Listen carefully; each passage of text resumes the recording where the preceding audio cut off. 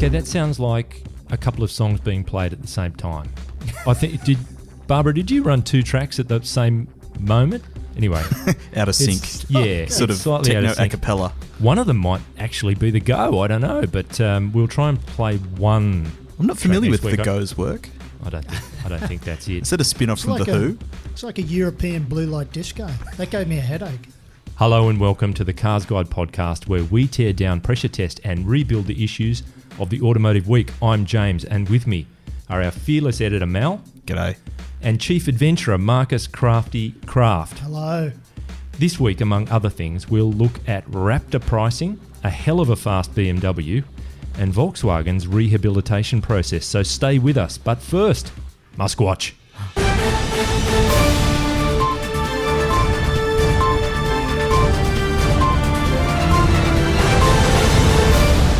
So, okay, Elon. What's he been up to? Crazy Elon is still sleeping on the floor of Tesla's factory in Fremont, California. And he's invited CBS this morning, the morning show, in to take a look at how things are going. That segment's actually going to go to air tonight, our time.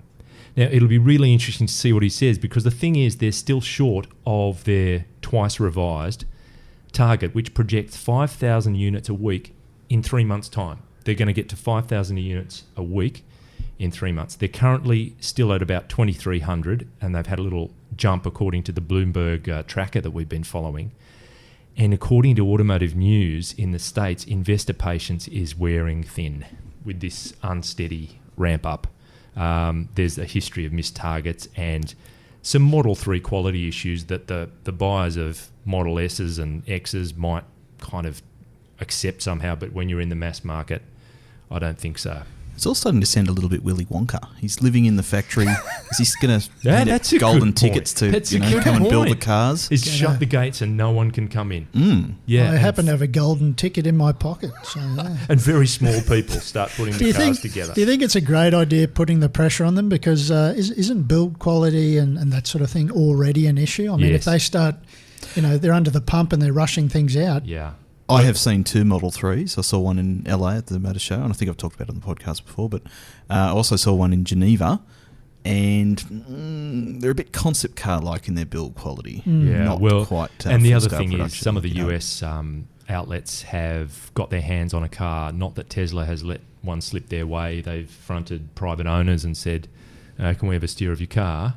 And you'd like to give Tesla the benefit of the doubt that says, well, they're just trying to get every car they can make into the hands of customers. But a more cynical person might say, it's actually because they're a little bit worried about the build quality of the car. And we don't want the media getting their hands on this car just yet. So, absolutely. And they have, in fact, called out some pretty shoddy, production quality issues. I really want them to pull it off, but it's just... Yep. A little bit sus. It's feeling as though things are getting desperate when the CEO of the whole company is actually sleeping in the factory and you're still not hitting your targets. As long as he's sweeping up, as long as he's cleaning I'd reckon the factory floor. I think he'd have a swag. Yeah. He'd have a swag. Throw just a swag tied down? up to Self-inflating mattress. Well, you wouldn't want him lying on the concrete's quite, cold, damaging to your health if used incorrectly. Good point. So the old wives' tales say anyway. Good point. Anyway, we'll catch up with Crazy Elon again next week and see how far down the road he is.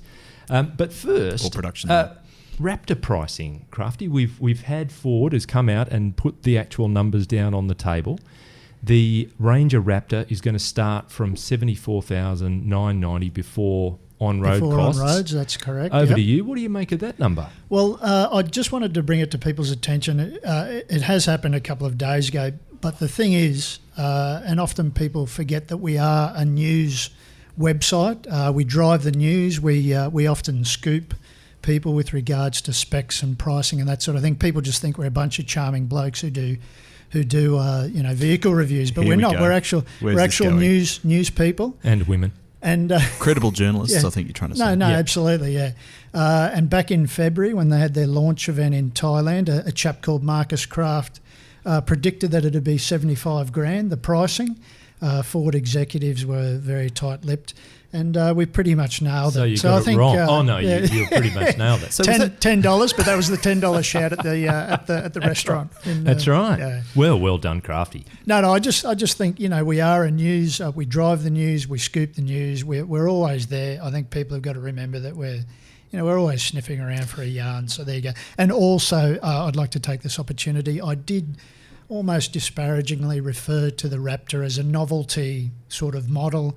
I think what I meant to say is that its appeal is more towards contemporary ute owners rather than traditional sort of ute owners who tow and that sort of thing. So, Cool. yeah, I mean, your just thought I'd thought there that we go for drive the news makes me think that if we had the equivalent of a shop truck, the office car, we would have to call it the news. Oh, yeah. So we Absolutely. drive the news. Yeah. I'd be up for a steer in the news. Yeah. Yeah. The news, I like it. Yeah. All right, well, if ever we come to that, we've got the name. What would our shop truck be? The news. The Yeah. news. Now, sticking with you, Crafty, you've had some feedback I from have. a podcast listener, and we always welcome listener feedback. Well, it's been well, somewhat challenging. What's but your mum got to say, put Crafty? it out there on the table, mate. What's going on? Well, I got an email to my CarsGuide email address, and it was tagged CarsGuide Podcast Positive Criticism. Now, I should have got the red flag when criticism was all caps. I probably should have realised something might have been amiss there. I'll just run through the email with you. Great. Just quickly, I Let's have hear it. edited portions of it. I have dropped some out. It was quite a wordy, sort of verbose thing. Hi, Crafty. Just wanted to email you to let you know I'm a massive fan, all caps, of the CarsGuide podcast. A massive fan, again, all caps, of the podcast, especially James Cleary. However, I'm not a massive fan of your contribution to the podcast at all. I have it on good authority that every time you feature in the podcast attracts more listeners than it does without you. Well, that phenomenon simply astounds me. You wrote this. And I'll tell you why. All caps. Again, I should have...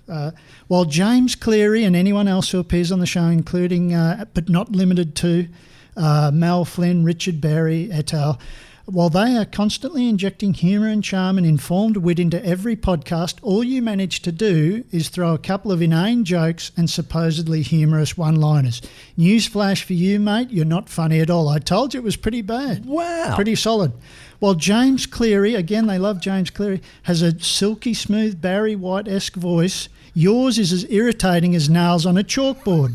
Nails on a chalkboard with an annoyingly nasally tone to them. Wow.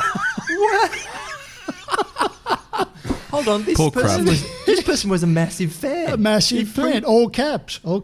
Also, your face, now they get personal, in the headshot to promote the podcast looks like a bashed crab, in all caps. And bashed crab is one of my sayings. I hate you, I hate you, I hate you. Please never appear on the podcast ever again. I've got a feeling you might know Is this Joe the cameraman or something? Yeah. Far out. Please never appear on this podcast ever again in all caps with a couple of exclamation marks. Yours sincerely, Mum. P.S. See you at Christmas. Love you. How's that? Jeez, that's a bit harsh. Look, Who called it? she's Crafty's created mum. the man. She loves the Cleary. Loves the Infamous Cleary. Mrs. Craft. She's created the man that you are. Who could She had blame her some- for that? She got pretty personal there. I mean, So that's where you got smashed crab from, your mum. bashed crab. Bashed crab, Bashed sorry. crab. Talk about tough love. I mean, and I didn't do anything to. You'll warrant be the that. better for that, though, Crafty. Yeah. You will She's be riding in the better back for that. seat. of next time. of the news. I've taken all that on board, and I won't be changing a thing, Mum. So if you're listening this Great. week, Well, one piece of correspondence has stuffed our mailbag to capacity. Exactly. That's Exactly. amazing.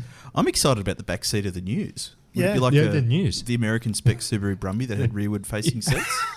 If we had a special limited edition, it'd have In to the be tray? the Huey Lewis. Oh yes, yes. Am I right? Yes. Yeah, with Crafty's mum sitting in the back. Okay. Now, speaking of In the tray. Speaking of sitting in cars, Mel, you've recently sat in a BMW. It's the new F90 M5. I did. It's a lazy couple of $100,000. It's got a decent amount of power. It's That's better quick than ever. 0 to 100. It's about. under I think it's about 3.5. $40,000 cheaper than the last time. Tell us all about it. It's about more than half a second faster, 0 to 100. Does 0 to 200 in 11.1. Jeez. It's got all-wheel drive for the first time, which means that it can put its power to the ground. It's still got the twin-turbo 4.4 litre V8, but it's now making 441 newton metres and 441 kilowatts. Kilowatts. 750 newton metres. 750. It's got the 8-speed torque converter ZF transmission, which means it shifts smoothly when you're driving around town. Your tone of voicemail, it seems as though you I feel like I'm calling a racehorse. You're in the thrall of this car. I think you better change your trousers. It's quite an amazing achievement, actually. Yeah. And so you like it? I do like it. Good thing. And I drove the E63S when it came out last year and thought, wow, how can anything get better than this? But and I can't say that the BMW is better, but it's easily as good, possibly better. Terrific. Now, the last time I drove the predecessor, which, correct me if I'm wrong, was F10. Yep. To me, it felt as though the M5 had got to a level where the driving experience was somewhat remote. You know, it was a big, heavier car. That very agile, tactile feel that you expect from an M car seemed to be diminished. How does this car feel relative to that kind of stuff? This one's still a big, heavy car, and through a lot of aluminium and high tensile steel, etc., it's still 15 kilos lighter than the one before, even though it's got a lot of extra drive componentry driving the front wheels.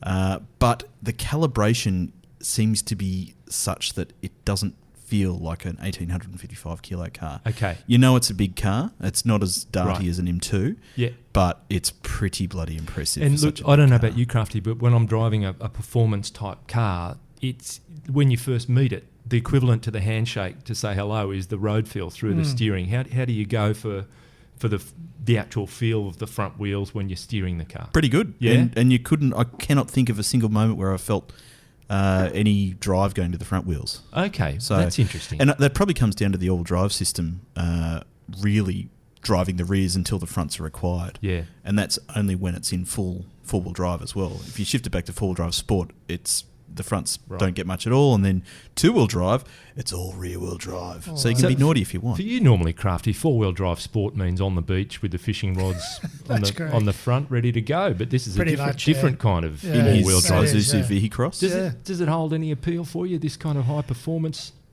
Whenever I'm in one of these things, it always feels, because it's generally substantially lower than anything else that I get around in, feels like I'm in a go-kart. Yeah. It certainly, I mean, I haven't been in this thing, so I can't talk with authority about that. But whenever I'm in one of these sort of sporty things, it feels very low. Sure, it feels safe and secure, but it just feels like I'm so much closer to the road and visibility from my point of view. Again, what I'm generally used to. Vastly different. Is vastly different. Yeah. It's a whole nother world, basically. Yeah. I mean, I enjoy it. Absolutely, but not my cup of tea. So Crafty might be an X5M kind of girl. Yeah, there you go. Yeah. Kind of girl. Yes, I'd give it a try. Guy, gal, enthusiast. All right, well, that's good. But look, speaking of that kind of activity, Crafty, you're good enough to put the words together on quite a few of the advice pieces that we've got on carsguide.com.au, and one of them that proves very popular is how to tow a caravan, a boat, or a heavy load. Just give us the lowdown as a taster for the basics that you should have accounted for before you decide to hitch anything to the back of your vehicle. Absolutely. I'll just preface what I'm about to say with I don't think I'm an expert by anyone's means with regards to towing. I have towed things of various sizes and weights. What we do here at CarsGuide is if we don't know something, we tap into the experts. So we tap into trainers, people who have done a shed load of towing and know exactly what they're talking about. So that's what we do here, which leads me to my first one, James. I mean, we always say, and especially in adventure, we say if you don't know something, learn how to do it from a professional. And that goes with towing, forward driving, defensive driving, whatever you want to call it. Get some schooling from a professional, an accredited professional. Put the time in, put the money in, because it's time and money well spent. So that's the first thing, mate. I mean, learn how to tow. Go and do a formal course, and that'll give you the nuts and bolts of everything. The one that occurs to me is when you see boats and vans and things that are just parked on suburban streets or out the front of people's houses, they tend to do a lot of just sitting around, and the one that scares me is the tyres because absolutely. they've been out in the weather, they've possibly deflated. People don't pay as much attention as they should. The rubber ages. Yeah, the rubber ages. Yeah. The low pressure means they flex, and a blowout is almost guaranteed. So that'd be stop number one, wouldn't it? Oh, absolutely, yeah. Well, thorough checks, and I mean, we always talk, and again in adventure, we always talk about tyre pressures, how important they are, and monitoring them. Yeah. So, absolutely. I mean, tyre pressures on the tow vehicle and tyre pressures on the trailer or the caravan, that sort of thing. You've always got to keep an eye on that. And remember, the tyre pressures increase with heat, with use. Yep. You made a valid point. I mean, wear and tear. It's a whole another world of sort of wear and tear on tyres when you're towing stuff. I don't know about other states and territories, but it's coming up for school holidays pretty shortly in New South Wales. I presume it's the same around other parts of the place. So it's timely. They should people should have a look at what we've got to say about all of that stuff, towing. Yeah, absolutely. And a lot of it's common sense. But I mean, the best advice is repeated. What we usually draw people's attention to is weights, towing capacity, that sort of thing. People think if something's got 3,500 towing capacity braked, that it's the best of all possible worlds. But you got to remember, people forget that once you load your tow vehicle up with people, dogs, gear, camping gear, and then you throw a caravan on the back. I mean, the combined mass of those two things, you're pretty easily and you're pretty swiftly riding the legal boundaries. I do recall I've had a couple of trailers. One was a race car trailer, double axle, and I remember how exciting it was. I'm going off to a race meeting or whatever, but also, I've got a trailer on the back. I don't do that very much. This will be fun until you go down a narrow street I love it too, James. and you've taken the wrong way and I've got to reverse out of here. And reversing with a trailer is no I mean, maybe the slow speed stuff, but just the pressure's on. I've got to do this or there'll be damage. And you're right. Just because it's rated to do something doesn't mean you should do it. No. I think people assume that a 3.5 tonne tow rating is like, you've got 5 seats in your car, therefore you can put 5 people in it under any scenario. Yeah. 3.5 tonnes is a lot of weight. And it takes a lot longer to slow down. Absolutely, to speed up. Way more than the vehicle, in uses terms of a lot weight. more fuel. Yeah, that's the thing with driving. I mean, you look further ahead. These are really general tips you anticipate, even more so than when you're just driving normally. You'll look way further ahead. You allow yourself plenty of time to brake, a lot more distance. Again, a lot of common sense, but give our yarn a read. Good, I agree. Another good piece of advice I'd offer aspiring towers would be to jump on YouTube and just have a look at towing fails, and you can see just how easily your life can be destroyed. Oh, absolutely, yeah. Might even be gruesome. Yeah. Oh, and another thing I wanted to mention was I was talking to a government mechanic yesterday, and he said RMS in New South Wales. Sorry, this is a national podcast, so your relevant authorities that will pull you up on the side of the road if you're overweight, or they will weigh you on the side of the road. They're being very harsh. Were they checking your body fat? Yeah, that's right, exactly. BMI. I'm about what about diabetes 9 or test? 10%? That's right. Yeah, that's right. I'm down around 5% body fat. But he was telling me of occasions where they will pull you up if you are overweight. They will ask that you unload the caravan or whatever your vehicle until you are legal weight. It's real. So it is real. Yeah. So yeah. All absolutely. right. Look, we better keep things moving, and now some special words from a special car company. Australian performance drivers love their cars, and the performance car they love the most is the one that's done it all. From the Mount Panorama Winners Circle to your driveway, all roads lead to Winton. The 2018 Winton Turbo now features an even more potent version of the powerhouse Redback 2-stroke V9 Turbo, backed up by the latest generation version of our patented Torque Tumbler transmission technology. Once you eye it and try it, we guarantee you'll buy it. Australia's Winton Turbo. Inspiration is standard. Torque Tumbler transmission available at extra cost. Wheels and tyres sold separately. Batteries not included. Consult your Winton dealer for final pricing.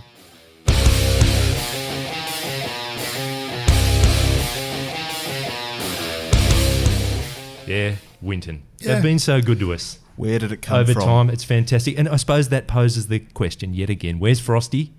Where is Frosty? Frosty Chops. He's head of media and government relations now at Government relations? Yeah, Winton Moco. Promotion. He managed to re-enter the USA during the week just gone because really? he was a I thought bit dodgy after the New York Motor Show. Yeah. Customs had some words. But anyway, he's headed to Augusta, Georgia for the US Masters Golf, of course. Nice. He was there in the week just gone. My guess is he used one of his aliases, which is normally Albert Bierman. But you didn't hear that from me.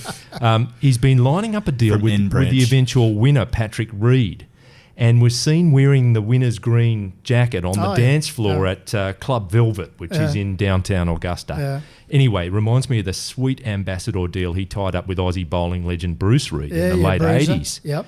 You know, different spelling, but Winton was the winner with that Reed association. Frosty doesn't want to know about the current crop of ball tampering idiots, but he's pretty good on the sports deals, and I think this one might just come together.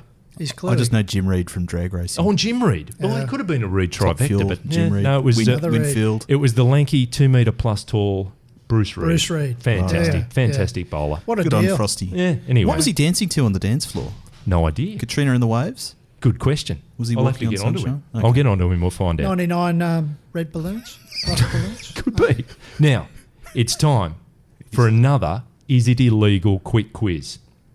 We're keeping these stories coming at you just to determine and settle the pub arguments or the barbecue arm wrestles about whether it may or may not be illegal to do things related to cars. Number one, so I'll put it to you, Crafty and Mel. Put a banana in you the give me your tailpipe. answer.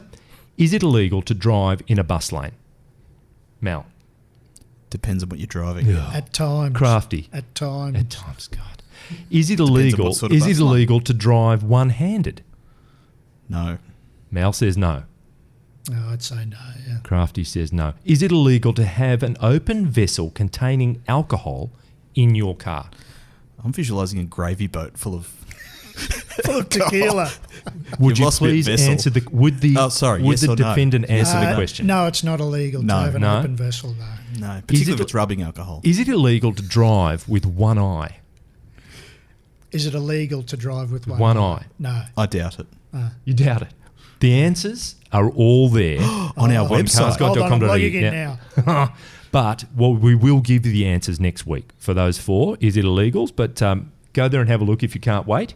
But we will cough up with the answers. I do remember, though, Emerson Fittipaldi, multiple Formula One world champion, his brother Wilson was also an F1 driver. And he had an accident, sadly, which meant he lost vision in one of his eyes. And he tried to be a race driver again. Without that depth of field, that two eyes, you triangulate onto stuff, he was nowhere near it. He could not do it. So at that high level, it certainly poses a problem. But interesting on the day-to-day, just A to B type driving as to how big an impact it makes. Yeah.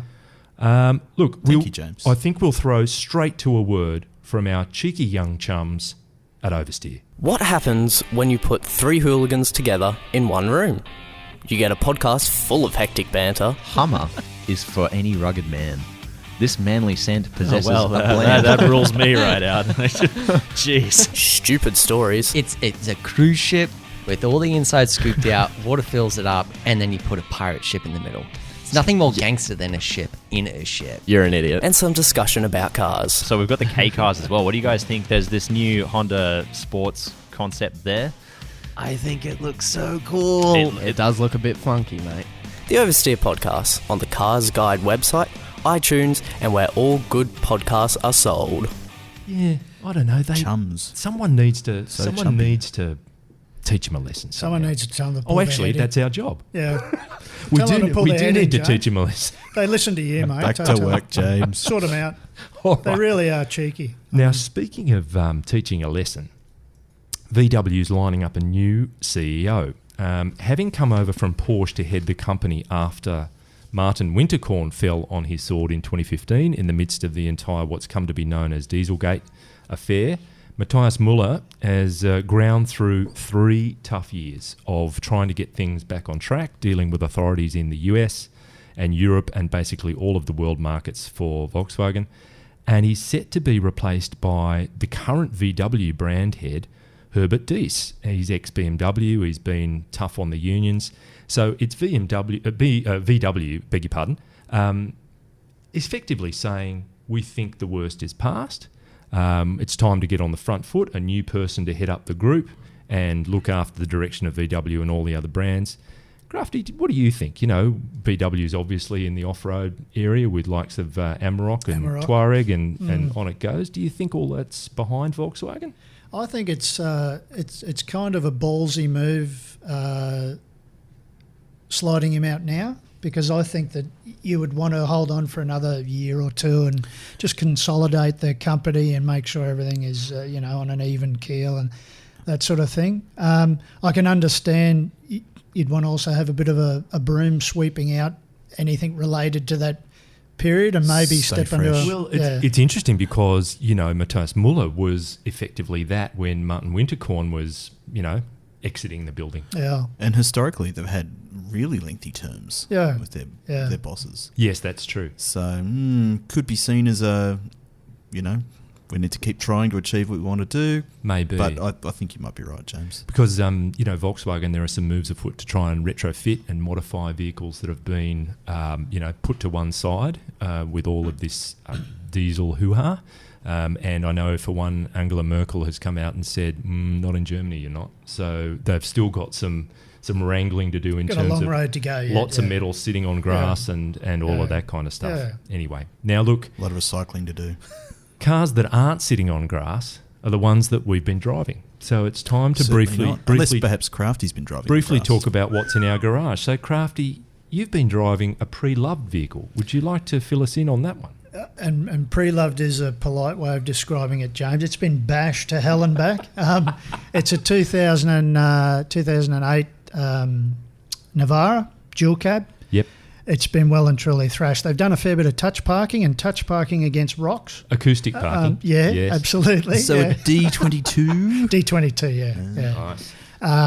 So only the 2.5 litre, the locking hubs at the front and that sort of thing. I've taken it out a couple of times already. Nothing too hectic, but loving it, having a great time. And doesn't have AEB. What's your intention with it? What would do you want to leave it as it is? Do you want to upgrade this vehicle? What's the plan? It's missing a couple of sort of hubcaps and bits and pieces and that sort of thing. So I'll go, and that's part of the fun, as Mel or you yourself know, or Maddie. That's part of the fun, tracking those things down. Yeah, going to a record, tracking a few bits and pieces down that have fallen off it.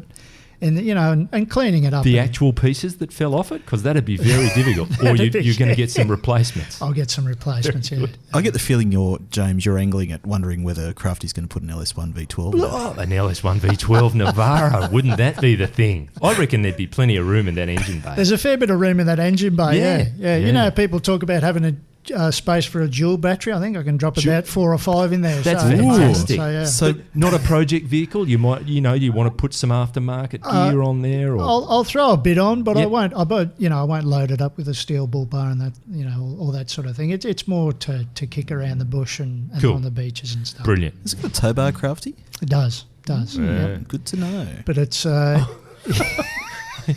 has that look on his face. I think he might be calling in a favour or two. Look at someone who occasionally needs to tow things. Yes. Now, Mel, on the other hand, you've been driving. Fair bit, actually. Most exciting thing this week after the M5 would be the i30N. Yeah. And I think we talked about it last week, probably with Richard, but boy, oh boy, hotly anticipated car. Driven it on the road, it does not disappoint. Yeah, fantastic. Great. It is excellent value. It is a Hyundai with a 5-year warranty. It is mighty fast. Makes the right noises. Steers beautifully. Great traction through the front. Yes. Powers out of corners beautifully. I like it. Because in the office during the week, we were talking about it, and for what it's worth, I think that Hyundai and Kia are there in terms of any stigma that may have been around the cheap and cheerful or the cheap and nasty or any lingering lingering it's all kind gone, of prejudices. I think it's gone. Those things are setting the benchmark. You've got in so fantastic many ways, quality right across the range, and now they've got a performance flagship. They've arrived. And the pricing, how much is that thing? I mean, how much? It comes in just under 40, I think. Yeah, it's bang on 40. Yeah, so you get a lot of gear for your. A lot of gear, 5-year warranty.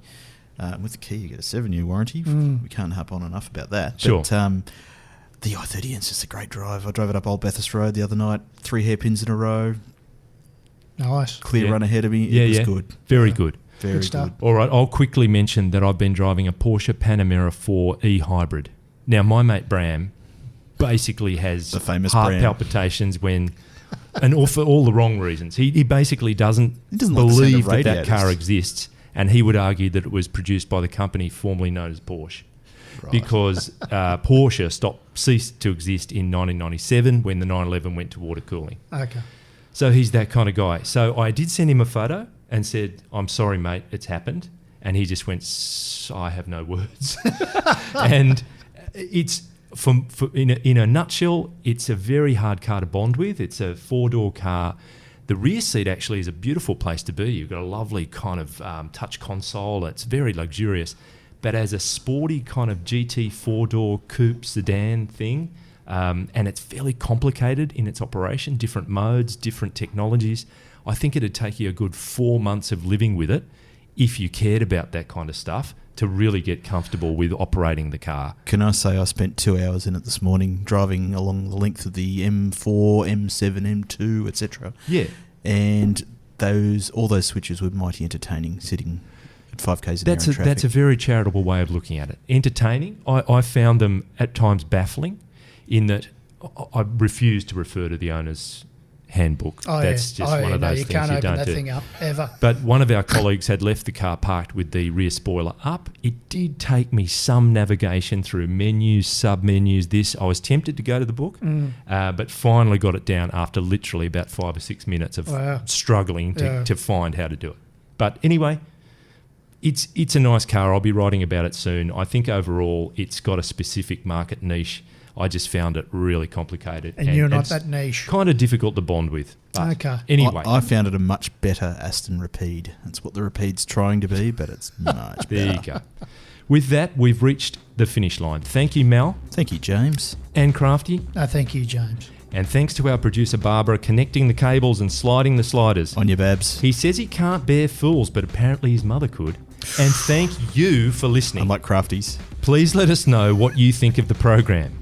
Search for Cars Guide on Facebook and Instagram and use the hashtag CGPodcast or email us at comments@carsguide.com.au. If you like the show, why not subscribe, rate and review us on iTunes? It means you won't miss an episode and helps let others know about the podcast. Thank you. I hope you can join us next week. Until then, why does a chicken coop have 2 doors? Because if it had 4, it'd be a chicken sedan.